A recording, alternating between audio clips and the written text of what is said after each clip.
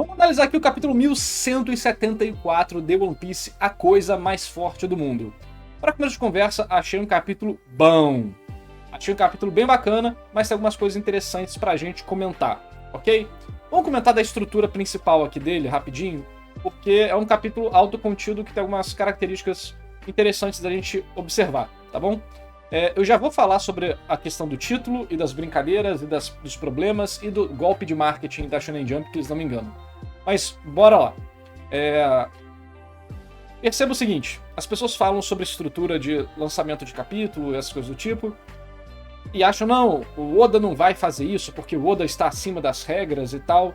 Lembrando que as regras são nada mais nada menos do que formas que foram descobertas durante o tempo de você ter transmitir melhor a experiência da leitura para o leitor, né? Os seus sentimentos e tudo mais. Então, a gente normalmente tem algumas páginas específicas que servem para coisas específicas.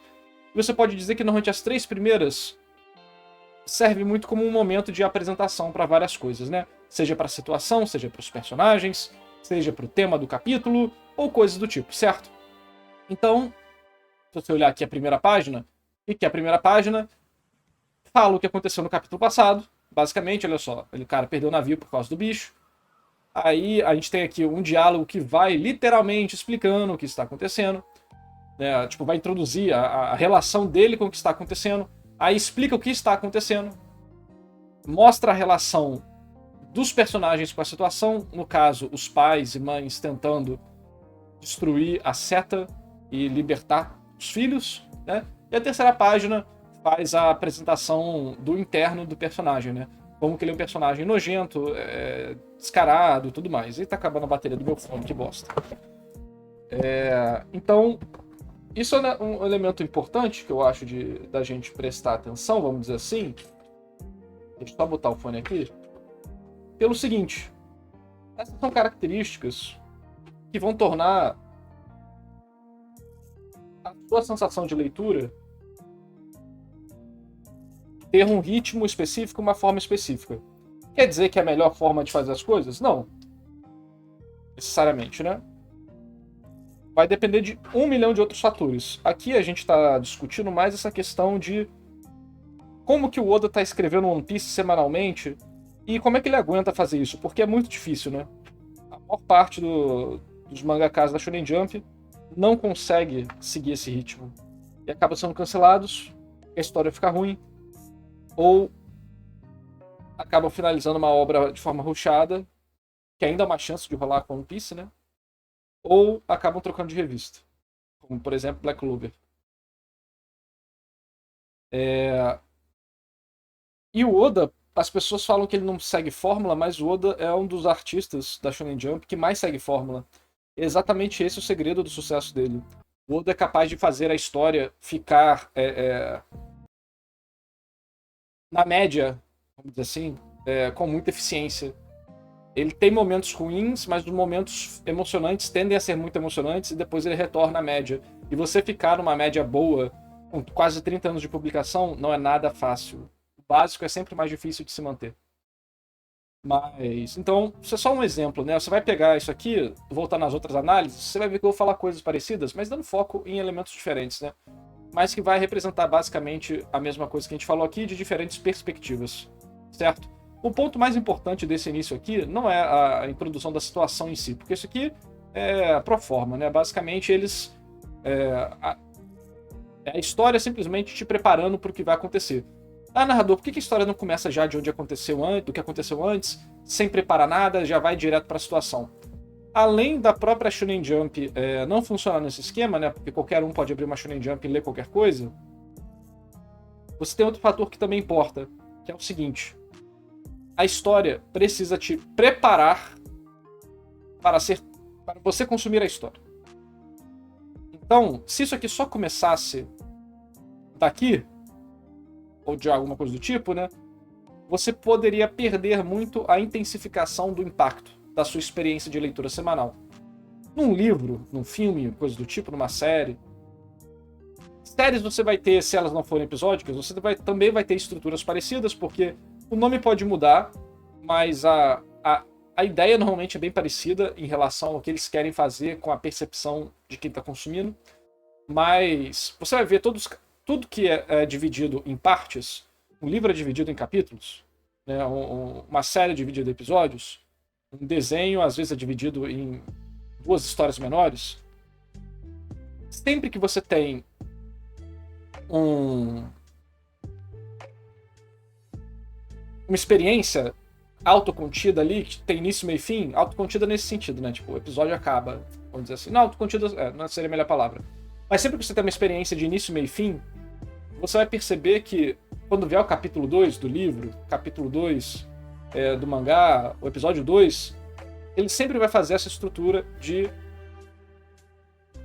trazer para o nível de tensão baixo, e ir aumentando, abaixar um pouquinho de novo, e depois subir, estourar, e então fazer você absorver aquela experiência. Por que isso acontece, né? Por que existem essas técnicas e tudo mais? É por causa do que eu tô falando. Você precisa trazer o leitor para a frequência específica, né? Você precisa, se o leitor... Porque, pensa comigo, tem como Oda ou qualquer outro autor saber o que você estava fazendo antes de ler o mangá? Ou o livro? Ou a série? Você podia estar numa atividade de alta tensão, você podia estar dormindo, você podia estar relaxado, você podia estar fazendo qualquer coisa.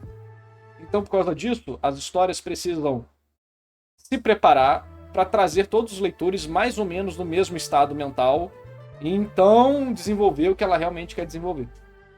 Esse é um assunto que não é muito falado e muitas vezes, instintivamente, a gente já replica o que a gente vê, certo? Mas esse seria o motivo, tá? Esse é o motivo de por que toda história, em todo capítulo, seja de um livro ou um mangá, você tem um início que tem que recontar o que aconteceu. Lembrando que não é necessariamente recontar o que aconteceu, tá? Isso vai variar de história para história e tal, mas normalmente essa preparação do que você vai ler, certo?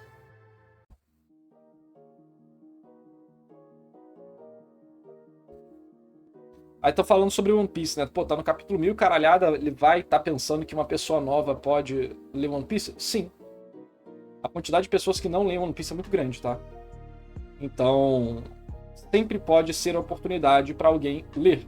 E essa mentalidade fez a Shonen Jump crescer da forma que cresceu. Imagina se eles tivessem pensado isso com Slandunk, com Dragon Ball, entendeu? Com Yu Yu Hakusho, com Cavaleiros do Zodíaco.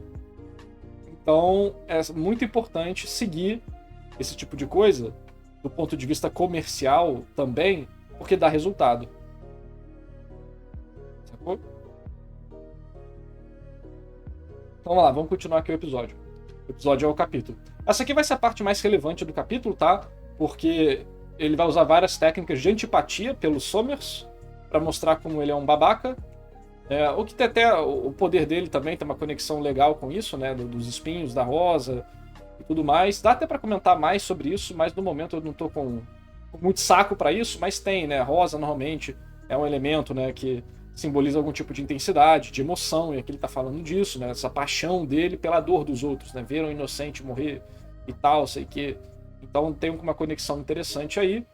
E essas técnicas de antipatia por ele, né? Como ele é um canalha, como ele é um escroto, vão ser o ponto central do capítulo, para ver ele tendo prazer durante todo o capítulo, para no final ele tomar uma lapada, né, na expectativa dele. Agora, isso é uma coisa que a gente já viu em alguns outros momentos de One Piece, certo? O Bellamy tem um pouco disso, depois você vai ter isso com o Spandan, depois você vai ter isso com o Tenryubito, o Carlos, né? E eu acho que em todos esses outros pontos, deve ter tido no pós-time skip também, que eu não lembro agora. Eu acho que em todos esses outros personagens foi melhor executado.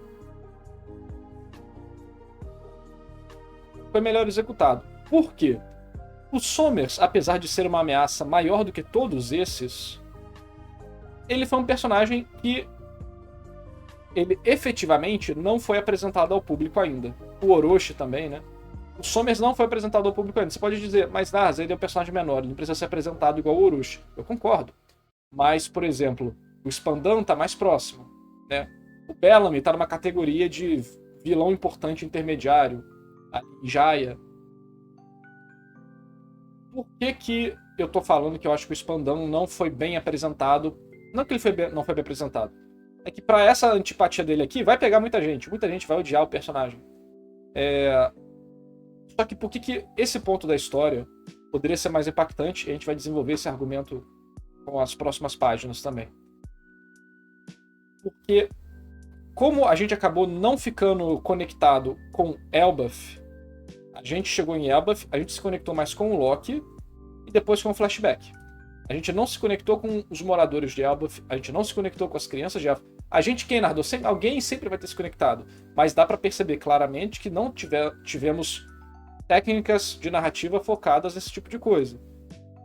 Uma ou outra técnica dentro de um capítulo específico para fazer o capítulo funcionar, mas não como um foco de uma história que vai ser abordada.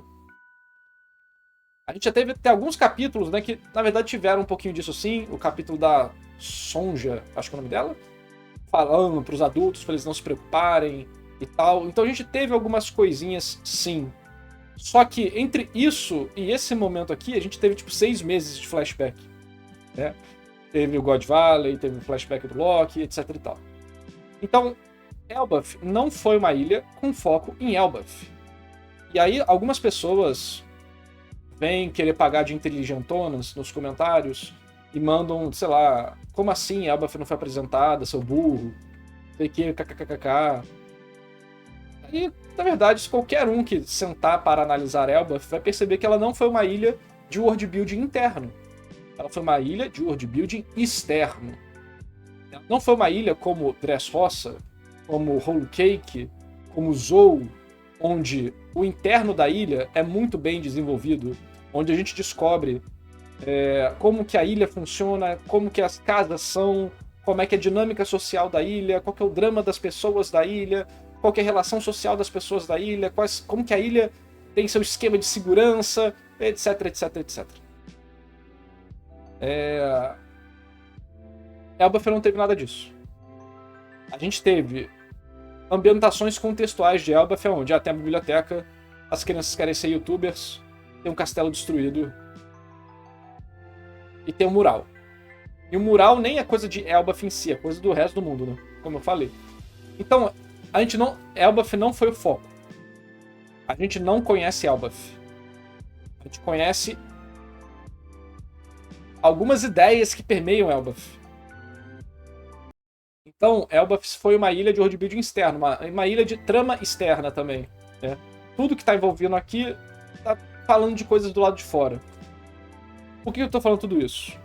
Se a gente pega aqui o Somers, a gente não teve ele como um canalha sendo reiterado durante a história e a gente vendo ele fazendo coisas muito ruins. Ele sequestra as crianças aqui e tal, mas a gente vai chegar na parte das crianças que não foi construída muita coisa para elas. Então, assim, a gente não tem nada muito do Somers aqui. Ele é um personagem que ele tá fazendo o papel de um vilão terciário, talvez. Tanto é que, em God Valley, qual que é a aparição do Somers em God Valley? Ele fala, Rayleigh, eu vou te pegar. O Rayleigh dá um tchum. É o Rayleigh que faz isso? É o Rayleigh que faz isso. E o Somers some. Tanto é que ele começou a ser chamado de patético, né, pela fandom. Teve gente que ficou puto com ele. Personagem merda, sei que e tal. Tentou matar a Shaq. Assim. Ele tá sendo mais um... Como que pode dizer? O Spandam é um vilão patético, né? Falando no termo técnico da palavra. E é muito bem executado. O Somers tá tendo uma execução muito superficial em relação a isso. Vai ser gostoso ver ele se fuder? Vai. Claro que vai. Só que parece que ele tá muito mais caricato do que outros personagens que já apareceram em One Piece. Parece que o Somers aqui... vou matar a Shaq porque eu sou muito mal. Estou gostando muito de ver as crianças sofrerem. Porra, pro Spandam, a gente teve uma construção psicológica do personagem em relação a isso. Ele tá na sombra do pai, ele quer ser autoridade, não consegue, ele é incompetente, usa a autoridade dele para subjugar os outros. etc, etc, etc. Você vai pegar o Bellamy, ele menospreza o Luffy, ele se acha fortão, ele tem a cena lá do restaurante, ele constantemente tá arrogante, e ele vai lá e é derrotado rapidamente. O Somers não teve momentos pra gente entender melhor o personagem. A gente está entendendo sobre o Somers no momento, tipo, o que a gente sabe sobre o Somers? Do Bellamy a gente sabe, ele é arrogante, ele se acha um grande novato, ele quer fazer o nome dele, a autoridade dele, e quer pisar nos outros. Aí ele se fode, ótimo. O Spandam é tudo isso que a gente falou, que eu acabei de falar, pô, muito bom. Aí ele age assim, aí você não é que você entende o personagem no sentido de tadinho. Não, ao contrário, você vê como o coração. Você vê o mais do contexto do personagem, mais do sentimento dele, da construção dele, isso ajuda a potencializar a sua raiva. Você quer ver ele se fuder muito. O Carlos, por exemplo, a gente vê como ele é mimado, como é um canalha, tem o Bito que não dá valor à vida. A gente tem toda a situação até chegar o momento dele ser desprezível com o Hat e com outros personagens. E aí o Luffy chega lá e dá o socão nele. Certo? Então perceba que todos esses personagens tiveram a construção do psicológico dele e do personagem em geral. Tem um momento onde eles botam tudo isso pra fora como alguém mais desprezível ainda, que seria equivalente a esse momento aqui do Somers. E então ele toma o tapa, vamos dizer assim, né? O tapa vai acontecer em outro capítulo, não tem problema não ter aqui, tá tudo certo. Mas o momento que ele extrapola esses sentimentos negativos dele aqui, eu sinto que não foi acompanhado da construção gradativa do Somers ser um personagem interessante para esse momento aqui a gente ficar com a raiva muito potencializada. A raiva vai ter, mas quando a gente fala de escrita de um produto, a gente tem que pensar qual que é o custo-benefício das coisas e quais foram as decisões que o autor escolheu. Eu acho que esse é o grande problema para muitas pessoas que às vezes não conseguem assistir meu conteúdo, que elas acham que eu tô atacando elas, o gosto delas ou o autor, sendo que não é nenhum dos três. Né? A gente está entendendo o que o autor escolheu sacrificar, porque o Oda sabe o que está fazendo. E ver o que ele escolhe sacrificar ajuda a gente a entender por que ele montou o capítulo dessa forma.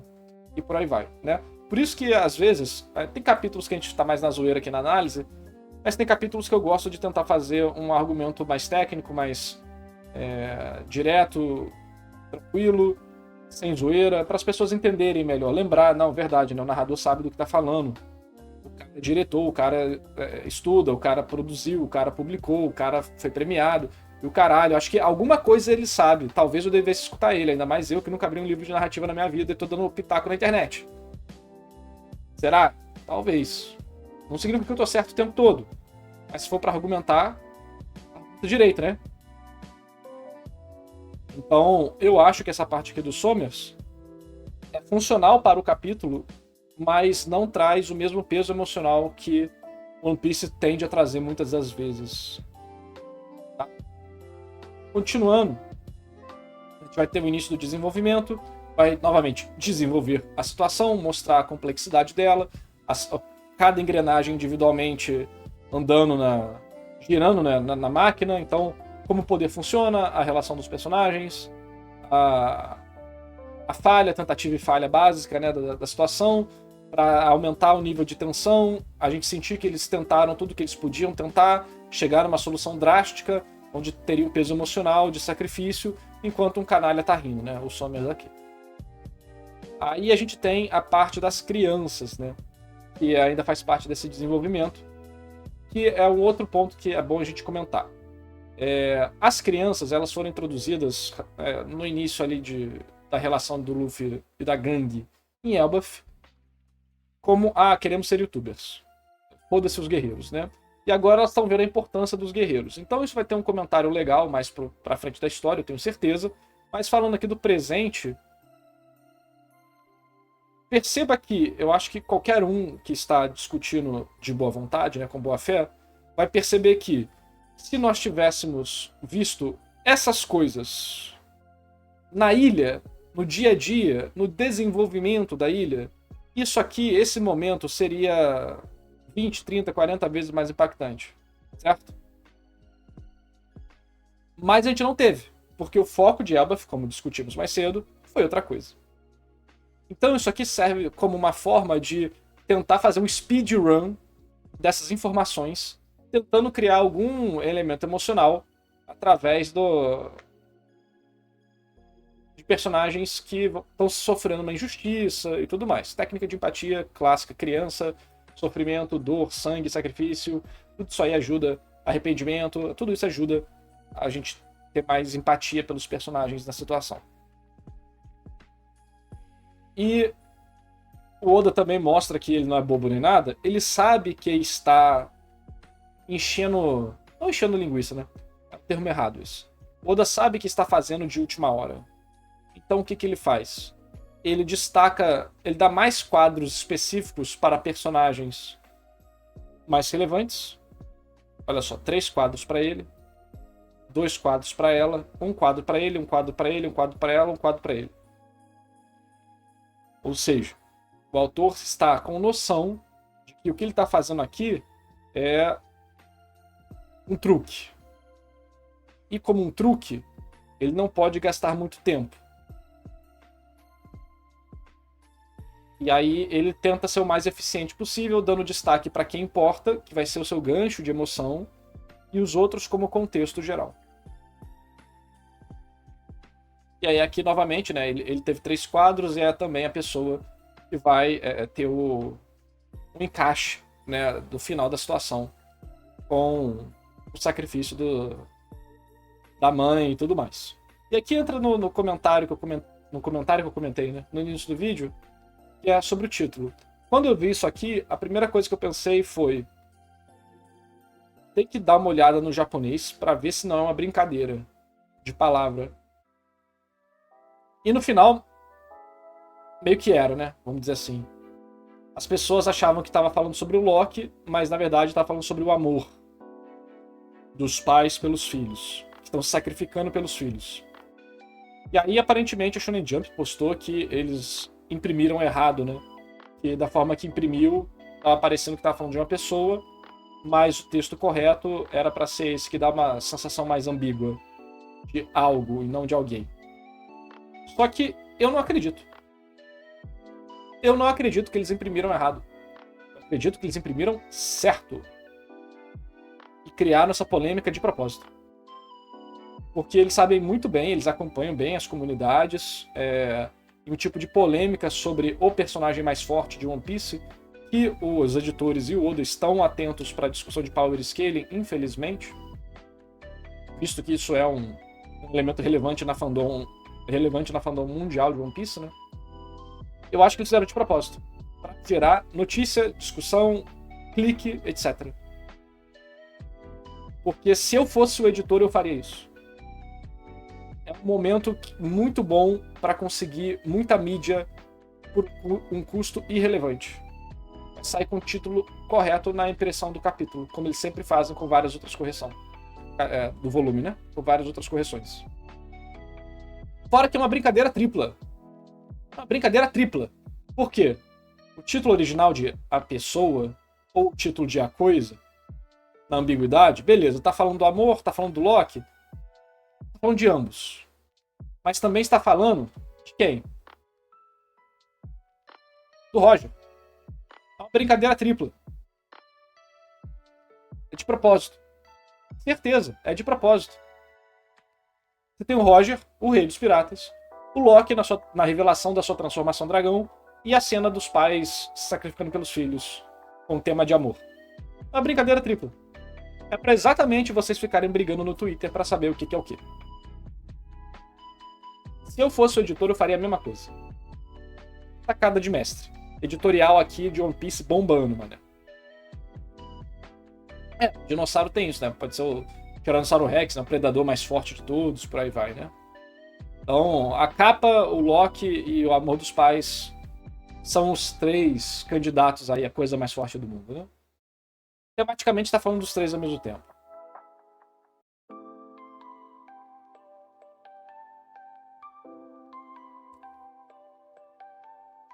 Mas enfim, temos aqui a cena do sacrifício dos pais pelas crianças. Um momento legal. Não é um momento ruim. de forma alguma. Vai ter gente que vai chorar, vai ter gente que vai se emocionar. Eu achei legal. Eu não me emocionei, provavelmente pelos motivos citados antes, em relação a como essas crianças não são desenvolvidas. O Oda até conseguiu ser eficiente desenvolvendo elas enquanto elas andam. O que pra você que tá querendo poupar tempo é realmente digno de estudo.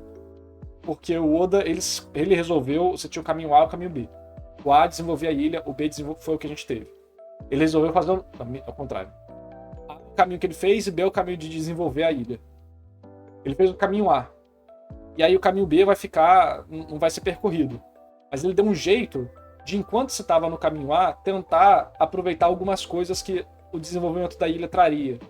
E aí, enquanto as crianças vão andando, a gente tem os momentos delas falando com as pessoas no megafone, lá, né?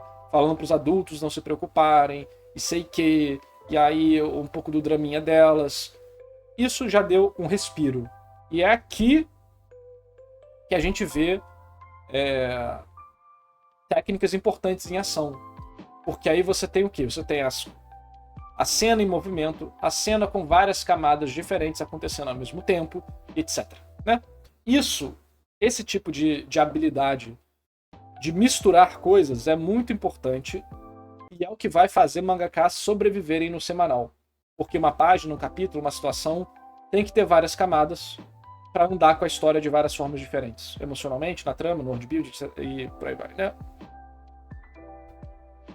Dito isso, eu não acho que o momento das crianças foi suficiente para cá. Até porque a gente tem um espaço de tempo do mundo real, que isso é uma experiência altamente subjetiva, muito distante, né, entre um momento e outro.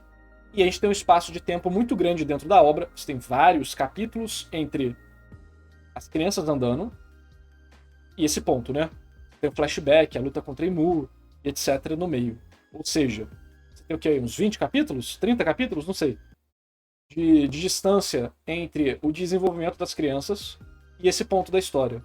E enquanto a gente tem essa distância toda, a gente não teve nenhum ponto que remetesse a isso novamente.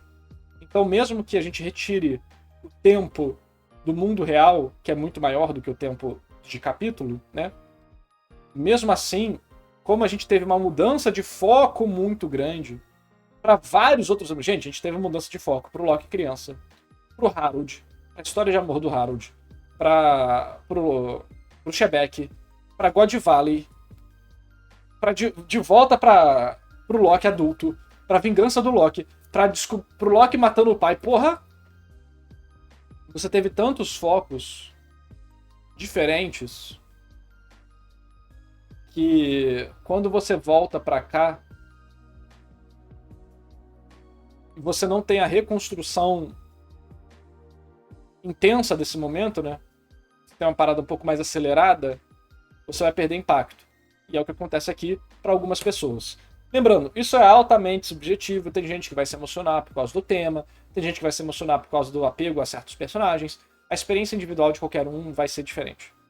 Mas o que eu estou aqui é tentando te mostrar elementos que estão envolvidos na construção do capítulo e vão fazer algumas pessoas gostarem do capítulo, outras pessoas não. Aqui a gente tende a falar de possíveis problemas, porque é o que mais gera engajamento, tá? Tipo, discutir por que uma coisa funcionou de uma forma e não de outra. Mas eu sempre tento mostrar por que isso está acontecendo. E aí é o que eu comentei, olha só como é que o Oda faz isso em movimento, etc e tal. Mas eu não posso negar também que eu estou analisando da minha perspectiva. E a minha perspectiva foi de um capítulo bom. Mas não é um capítulo que me trouxe a emoção que One Piece tende a trazer em outros momentos, como por exemplo a gente comentou por Sommers. O mesmo vale para as crianças. Eu acho que em vários outros momentos tivemos eu estou redundante hoje, né?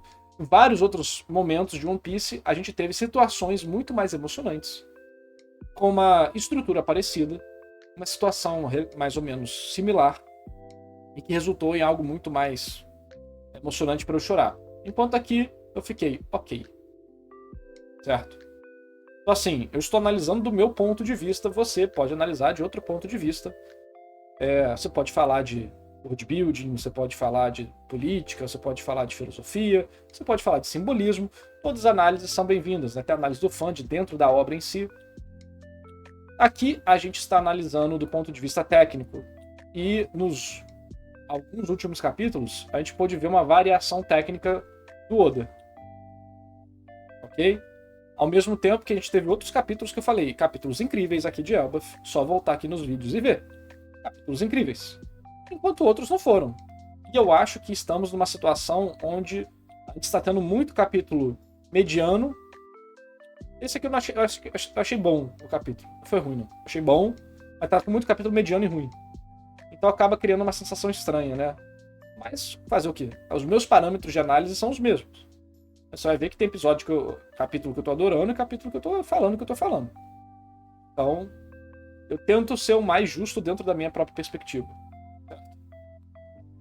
A cena é legal. Eu gostei em especial da garotinha aqui de chifre, que não tinha família. E dela falando que a professora não é a mãe dela. Também brinca com isso, né, da importância do professor. Também tem o irmão. Então acaba sendo o amor puro, né? O amor de... amor por uma criança, né? Do que você precisa proteger, cuidar, relações familiares que nem sempre são apenas de sangue, como a gente pode ver aqui da professora, né? Que é um tema que vai ser relevante em One Piece, tá? Como que os piratas são famílias, basicamente. Os aventureiros, né? Luffy e companhia e alguns outros poucos piratas são famílias por laço, juramento e não por sangue. As famílias de sangue muitas vezes vão ser canalhas, a da Big Mom, a do Sanji e por aí vai, certo? Então aqui tem sim um tema muito bacana do que constitui a família, né? O que constitui a família, como está mostrando no capítulo, no título, é a coisa mais forte do mundo, que é o amor, né? O amor de um pai e uma mãe pelo filho, o amor de um professor por uma criança sem pai, o amor de um irmão pelo outro. Então, novamente, isso dá valor pro capítulo, tá? Isso torna o capítulo mais legal de se ler. Até porque o Oda vai ser bem sábio aqui, né? E ele vai mostrar diferentes perspectivas dos personagens. Aqueles que estão recebendo os pais, aqueles que estavam sozinhos e tentando fazer pose e vai dar tudo errado e eu tô fudido. E eles tendo essa quebra de perspectiva. Então isso é legal. Tipo, apesar da cena não ser uma cena que teve uma construção emocional longa ou bem desenvolvida, igual outros momentos de One Piece, ainda assim é um ótimo momento. O Oda, ele sabe fazer momentos emocionantes. Então essas páginas aqui ainda são estudo, tá? Sempre vão ser. Todas as páginas de One Piece sempre serão estudo. E essa aqui é um ótimo momento de estudo para você ver como é que o Oda tá construindo a emoção em cima da hora, né? Então, muito bom. Muito bom. Dá pra ver algumas brincadeiras que ele faz aqui que são muito boas. Até o próprio... esse cara aqui que eu esqueci o nome, o Road, né? Que era um babaca, um canalha, um escroto, um incompetente, e a gente vê que mesmo ele tem alguma coisa, né? Apesar de... Não esqueçam que ele mata humanos por prazer, tá? Não esqueçam disso. Escraviza e mata humanos por prazer. Não esqueçam. E a gente vai ter a situação que vai voltar do início do capítulo pro final e bater nessa caricatura dos Somers aqui. Que eu realmente não gostei muito, não. Que é a chegada, né, da outra parte da brincadeira da criatura mais forte do mundo. Eu, pessoalmente, não gosto muito dessa parada de o tambor, o sei que. Porra, eu achei que isso foi um negócio muito forçado, One Piece. O Luffy, vou bater o meu coração e reviver, pô. Eu fico nervoso até quando eu lembro. Eu não acho que faz. Eu não gosto muito dessa parada de tambor, não. Do Luffy e tal. O tambor da libertação, acho que foi um negócio muito mal trabalhado. Sempre que aparece, eu fico. Essa coisa minha. Mas aí chega aí a profecia, né? Que é o Luffy tá surgindo com o Loki. Agora, isso aqui é um momento de muitos questionamentos, né? Primeiro, design legal. Gostei. Gostei do design do personagem. Tinham várias teorias do que o Loki poderia ser. Acabou sendo o Nidhogg. Acho que vale a pena comentar sobre isso, que é...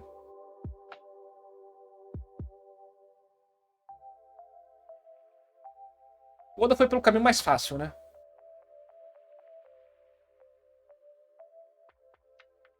O Oda foi pelo caminho mais fácil. Eu acho que Nika, pro mundo de One Piece, foi muito importante no world building, tá? O world building de One Piece, ele, durante muito tempo, ele parecia o seguinte: são ilhas inspiradas em coisas do nosso mundo que vão ter uma mitologia similar. Com a aparição de Nika, One Piece ganhou um world building global próprio. Temos uma entidade, temos um passado e um futuro específicos, temos um grande combate, tem a mitologia própria que é compartilhada do mundo todo, né? E por isso que eu nunca me senti incomodado quando Elbaf teve o retcon. Tem toda uma discussão sobre o retcon de Elbaf e tal. Ah, era pra ter os deuses de Elbaf. Os deuses de Elbaf ia ser um Thor, um Loki, um Odin da vida, e pra mim isso ia ser muito meme, que esse é só tipo uma reinterpretação da mitologia nórdica. E eu gostei muito quando a mitologia de Nika foi introduzida em One Piece. Como conceito, pelo menos, né? Eu acho que tá tudo girando muito em torno de Nika e do Luffy. Acho que tá perdendo um pouco a mão. Mas mesmo assim eu acho que é mais positivo do que negativo. E aqui viemos com o Loki, que a gente não sabe se é o Nidhogg, mas meio que tá na cara, né? É um dragão negro gigante. Tinha algumas teorias sobre ser outra coisa, sobre ser um inseto. Não foi um inseto. Essa teoria acho que era do Roberto, acabou errando. Tinha a teoria dele ser um esquilo gigante.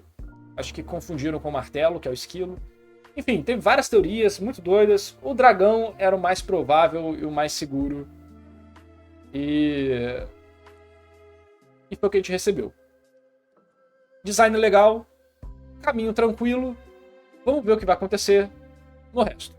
Efetivamente, eu tô neutro pra positivo. Eu acho meio tipo, mais uma... É que assim, eu acho ok uma fênix. Eu acho ok um dragão chinês. Mas... vamos ver, né? A gente nem sabe se vai ter isso. Mas se o nome da fruta for Nidhogg, pra mim fica tipo, porra... pra que ficar pegando o nome do nosso mundo e levando pra One Piece? Eu acho que One Piece já fez isso algumas outras vezes, mas eu acho tão chato. Sim, a Fênix é do mar. Só que Fênix é um termo básico hoje em dia pra uma ave de fogo que renasce. Eu tô falando o seguinte, se o nome da fruta for Nidhogg, tipo modelo de... eu fico tipo... eu não gosto... isso é coisa minha. Eu não gosto de quando um mundo de ficção fica puxando o nome de coisas do nosso mundo pra determinar. Porra, Nidhogg é um dragão da mitologia nórdica. Pra que botar esse mesmo nome? Fenrir, Hraesvelgir, sei lá. Eu acho que não precisa. Eu prefiro quando não tem, é uma coisa minha. Então, a gente nem sabe. Mas eu prefiro que seja, tipo... alguma coisa como dragão negro, ou algo do tipo. Hoje em dia, One Piece só tem frutas One. Isso é um debate pra fandom de One Piece ter, eu não me importo o suficiente pra isso. Pra discutir isso. Mas o design ficou muito foda, tá? Gostei muito. Mas outro ponto que a gente precisa discutir dessa página é o seguinte. Olha o tamanho do Loki. Esses pesadelos são gigantes. Esses pesadelos são gigantes. O Luffy tá no modo gigante, onde gigantes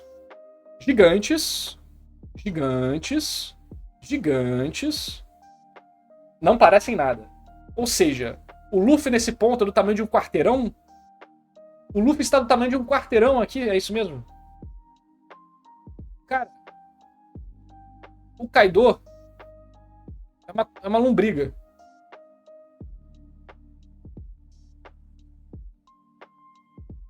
O Kaido é uma lombriga aqui.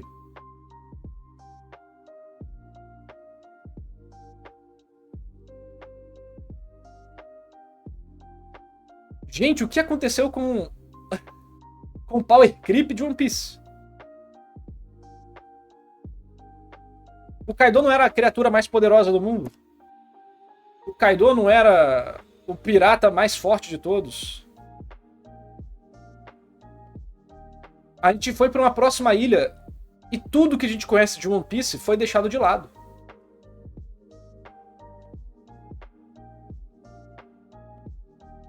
Os Gorosei chegaram e deixaram tudo que estava antes dele inútil. Aí os Cavaleiros Sagrados, os Cavaleiros de Deus chegaram e meio que deixaram os Gorosei inúteis, porque os Gorosei não fizeram porra nenhuma. Aí o Loki chegou agora e deixou os Cavaleiros Sagrados inúteis. E o Luffy vai ser equivalente ou mais do que o... Aí não, aí chegou o Imu e deixou os Cavaleiros Sagrados inúteis também. Aí chegou o Loki... Gente! Caralho! Isso tudo em um mês, hein? Um mês. Dressrosa foi um dia, pós-time skip até agora foi um mês. Meu Deus. E o povo falando, não, confia que o Loki vai entrar pro bando, confia. Como o Mugiwara honorário vai, né? Mas na tripulante vai nessa.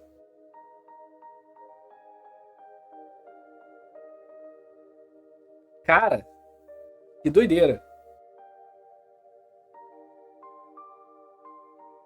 As coisas deram um salto muito rápido em One Piece. Do final de Wano pra cá, passou o quê? 2 dias? 3 dias?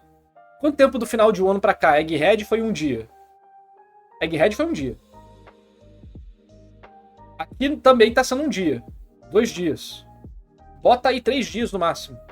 Vou botar uma semana. Bota uma semana. Navegação e tal. Uma semana. Mano, em uma semana... Em uma semana... Mas onde você viu que foi um dia? É só ler Egghead.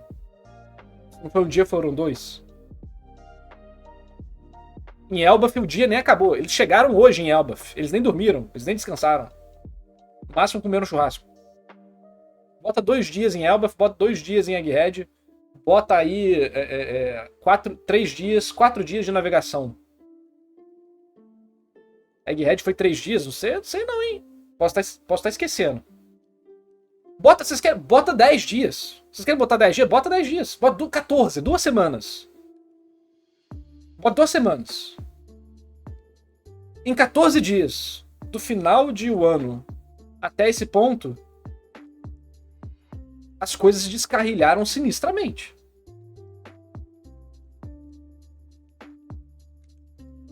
Gente, as festividades do personagem é tipo, é uma noite. Você disse que vocês botam tantos dias pra eles fazerem isso. Pô, chutou o pau da barraca e foda-se. Pois é, né? Se isso aqui... Por que eu tô comentando isso? Querendo ou não, infelizmente, Power Creep e Power Scaling importam para uma obra quando a gente vai na parte do desenvolvimento da obra, da escrita, que tem a ver com verossimilhança, ritmo e outras questões. O nível de aceleração, de intensidade, de poderes e de combate de One Piece de um ano pra cá foi brutal. Isso não pode ser sustentado numa história por muito tempo. Mas eu tô achando desbalanceado. E os Cavaleiros não tô passando medo nenhum. E você? Eu também acho que não... Imu ainda um pouquinho, né? Mas o resto eu acho meio... qualquer coisa. O Shanrock parecia mais interessante. Isso aqui não se sustenta durante muito tempo numa história, não.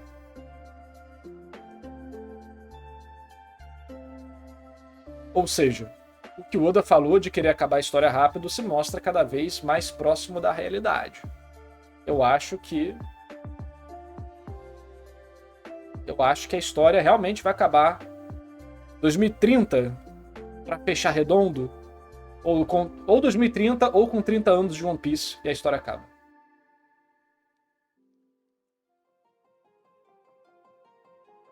O Loki não vai ser forte como a maioria tá achando? Cara, não sei o que a maioria está achando.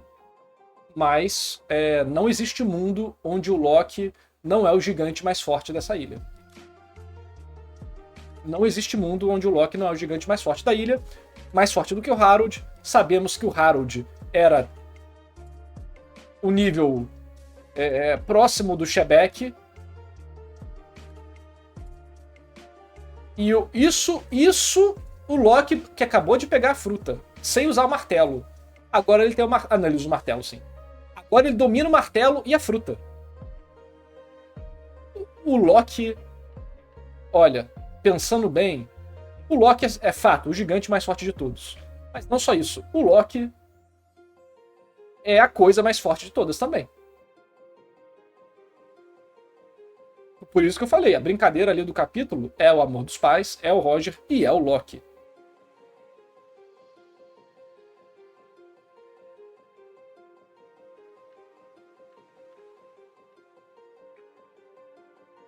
Será? Gente, pô, pelo amor de Deus. É só juntar um mais um, né?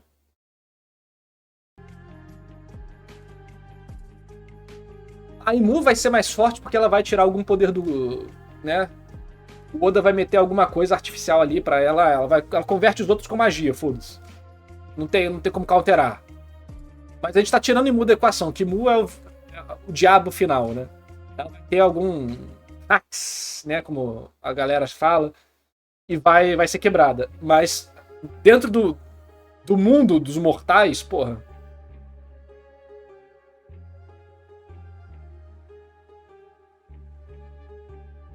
Ele já não é o mais forte a partir do momento que perdeu pro Shanks. Só é o gigante mais forte. Esqueci que tem o culto do Shanks na internet, né? O Shanks, o personagem que basicamente só fez duas coisas, né? Na história. Espantou um rei da costa e deu uma espadada no Kid. As duas coisas que o Shanks fez na história toda. Mas a gente tem que ver o que fez o...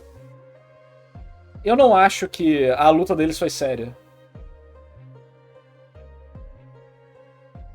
Eu não acho que a luta do Shanks e do Loki foi séria.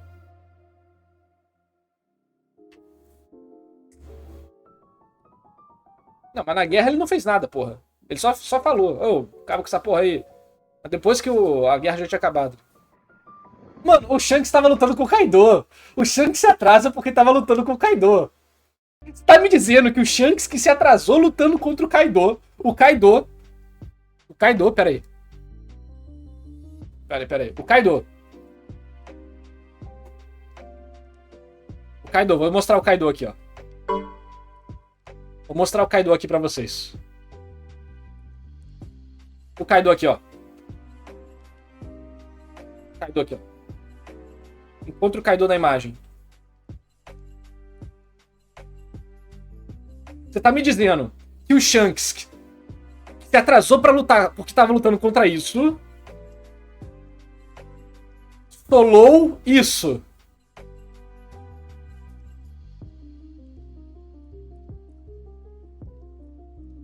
É isso mesmo. É isso mesmo, esse é o argumento. Esse é o argumento do Power Scaler. Ou o Loki é a maior farsa, né? O Loki é a maior farsa que existe. Isso aqui é só tamanho, não faz mais nada. A maior farsa que existe. O Oda tá fazendo o maior bait de todos com isso aqui. E assim, você poderia... Se o Kaido tivesse alguma habilidade problemática, tipo o Kaido tivesse ilusão, o Kaido tivesse conversão de corrupção, igual o Imu, se o Kaido tivesse o corpo imortal que se regenera, igual o Imu, você poderia falar que era chato de lidar, né? Mas todo o hype do Kaido eu bato forte. Eu bato forte. E eu aguento porrada. Bruh. Você acha que o Kaido aguenta mais porrada que o Loki e bate mais forte que o Loki?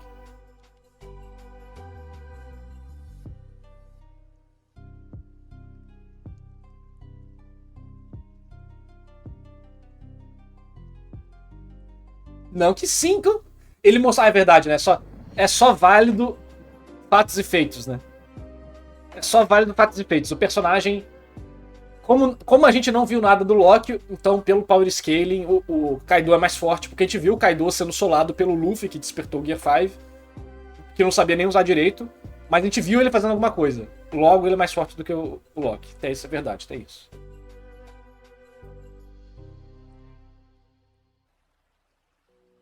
Mas a questão de... Bota uns 3 capítulos lá na conta. Bota os 3 capítulos lá na conta que já eram os fatos e feitos do Kaido. Vão ser sobrepostos pelos fatos e feitos do Loki.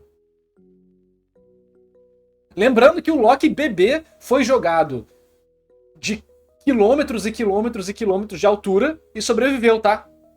O Loki bebê, recém-nascido, saiu do útero e foi jogado do... Porra, de uma árvore que vai até as nuvens.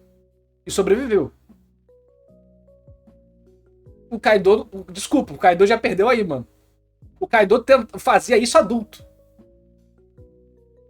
Isso é feito de Randall? Não, não, não. O Kaido é apresentado na obra Pulando das Nuvens. E isso é demonstrado como um dos, se não o maior feito de resistência de One Piece. Tem nada de feito de Randall, não. Isso aí tem um capítulo especificamente pra isso. Pra apresentar o Kaido como uma grande ameaça que está por vir.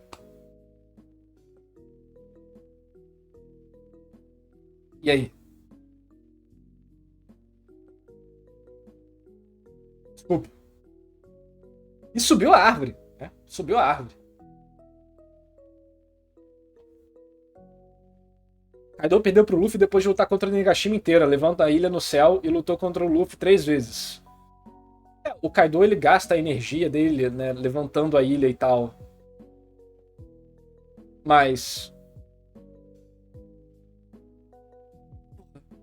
o Kaido lutando no Nigashima, ele tá aquecendo, né, porra? Ele ignora todo mundo. Ele faz assim, destrói o povo. Ele perder pro Luffy é muito estranho. Era pra ele ter ganhado, né?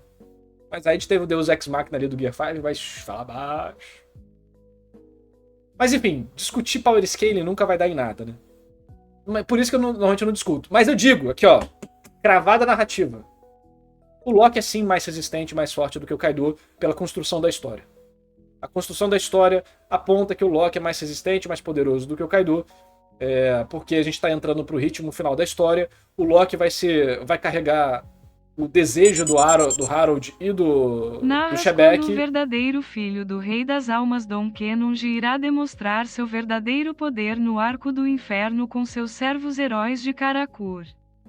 Do Arco do Inferno sair, como você falou. Valeu, alguma monarquista? O Loki vai carregar o desejo do Harold e do Shebeck, e isso vai...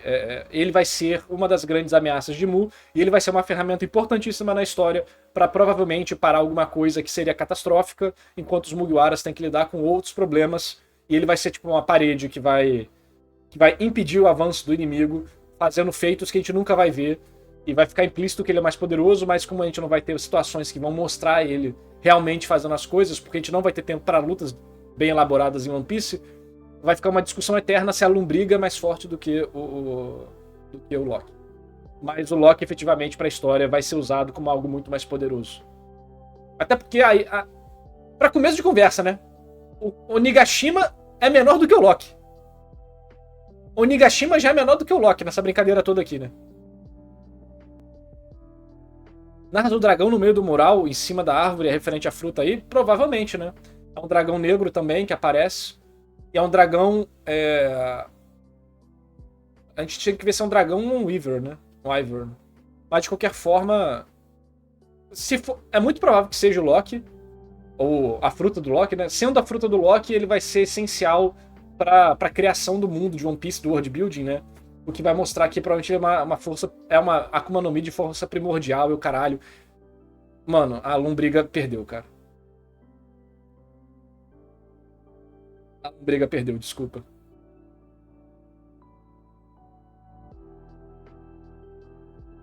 Não, tudo bem, One Piece pode não diferenciar dragão de Wyvern, mas eu estou diferenciando, porque aí tem que ver se eles são iguais, né?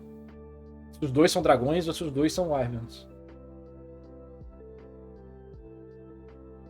O Kaido era menor do que o Luffy gigante quando ele apareceu. Desculpa, fãs do Kaido estão muito maus agora, cara.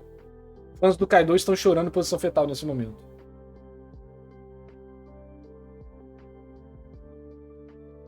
Caralho, mano. Meus pêsames pra quem se preocupa com o Power Scale em One Piece. Meus pêsames. Pra mim, isso aqui só vai. Isso aqui, igual eu falei. Isso aqui tem prazo de validade. Não adianta. Não tem como você queimar nitro a corrida inteira. Vamos dizer assim, né? Não tem como você queimar nitro a corrida inteira. Isso aqui é preparação pro final de One Piece. Não tem como subir muito mais do que isso aqui, não.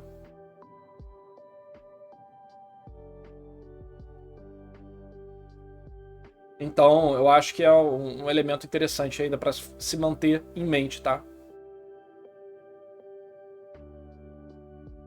Não, o Kaido é o palito de dente dos dentes do Loki, pô. Caralho, brutal, mano. Nossa, porra. Realmente, né? Dos Battle Shonens, One Piece é um ótimo drama.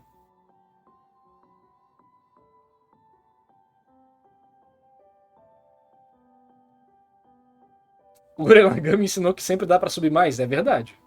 Só que, como que é a subida em Gurren Lagann? Me diz aí. Você só está fortalecendo meu argumento. Como que é a subida em Gurren Lagann? Hum? Quando eles vão pro espaço, nos últimos 3 episódios, 4 episódios. E aí você tem a subida exponencial. Mas a galera fica nervosa, né, discutindo de Power Scaling de One Piece. Porque é muito. Porque é ruim, né? A verdade é que o Power Scaling de One Piece é ruim. Sempre foi. Era. O Oda se preocupava muito mais com luta no início da história. A gente foi revisar o início das lutas, né, de One Piece por causa do vídeo do Reage Carlos. E, cara, era muito bem construído. As lutas. Era tipo, era padrão Shonen Jump de qualidade. E era muito, muito boas. A luta do Luffy com o Kuro e tal, o Zoro, pá. São lutas legais, bem construídas, que você fica tipo, pô, divertido. Legal, bacana. Mas depois. E a quadrinização é boa também, né? Caraca, luta é legal de ler, a quadrinização boa, pô, é rápido, dinâmico. Mas depois que ele atingiu o sucesso, não precisava. Isso é um não natural, né? É o não natural do Oda, ele tá se forçando. Aí quando você tende a relaxar, você volta aos vícios antigos, né? Aí você vê que o Torishima e todos os outros editores já falavam pro Oda sobre a quadrinização dele e outras coisas assim, né? Resultado é isso que a gente tem One Piece. Ah, e outra coisa. Quase que eu esqueci de falar. Uma página dupla. Real. Uma página dupla real. Caraca, mané, eu quase que esqueci de falar isso. Faz quanto tempo que a gente não tem uma página dupla real? O quê? Tudo bem que God Valley eu acho que teve, né? Mas caraca, real, tipo, não tem nada disputando. É um quadro, não tem outro quadro aqui, outro quadro aqui. É um quadro só, 2 páginas. Caralho, mano. Não. Pô, precisou, entre aspas, né? Conhecendo Eiichiro Oda, dava pra fazer isso aqui, pô. Pera aí.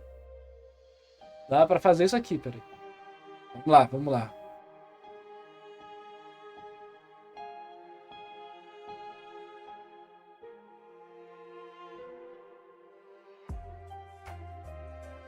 Vamos lá que dá pra...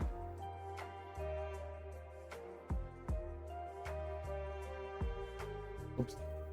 Oxi. Aí é esse aqui.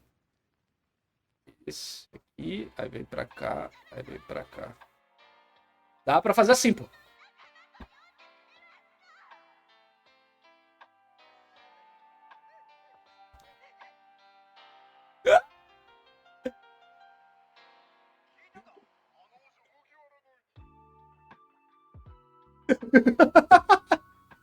Não, mano.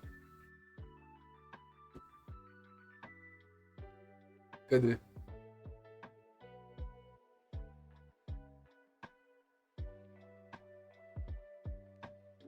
É o Luffy rindo aqui. Né? O cabelo de geleca dele. Aí. Aqui o. Aqui embaixo tem o Somers. Nem lembro como é que é o Somers. Mas é o Somers esse aqui, tá?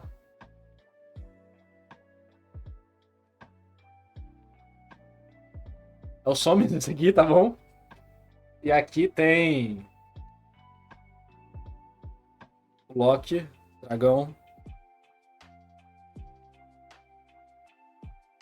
Parece um boi, né?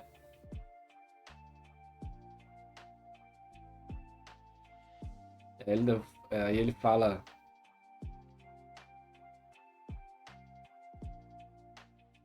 Vou comer de furioso. Mano, não... Poderia ser isso, cara. Poderia ser isso. Não foi. Você tá em choque igual eu tô em choque?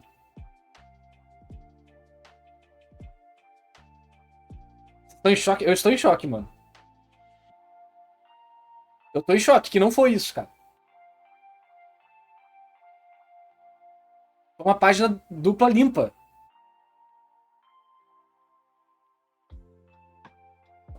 Que idiota, cara. Isso é muito idiota. Isso é muito idiota, mano. Bobeira do caralho. Ó, o último foi 11 capítulos atrás. Pô, a gente tá tendo até que muitas... 2 meses, né? 3 meses. Tá tendo muitas páginas duplas em One Piece, né? Muito bom. Caraca, eu tô em choque agora. Eu lembrei desse detalhe, tô em choque. Muito bom, adorei. O capítulo ficou bom agora. Que já tava bom, ficou ótimo. Mas é isso, acho que deu pra discutir sério, deu pra brincar e tudo mais. Agora eu vou deixar aí vocês nos comentários me falarem o que vocês acharam do capítulo. O que vocês acham do Loki? Ele é mais forte do que o Kaido? E se sim, o quão mais forte? E se não, ele tá próximo? Me diga aí nos comentários. Eu quero ver as melhores discussões de Power Scaling. E desculpa, pra mim o Kaido virou uma lombriga perto do Loki, tá bom? Virou lombriga, já era. Pra mim escaralhou, saiu do trilho. Tá indo pro final. Mas eu quero saber a sua opinião. Dá like no vídeo, se inscreve no canal. Tamo junto e valeu!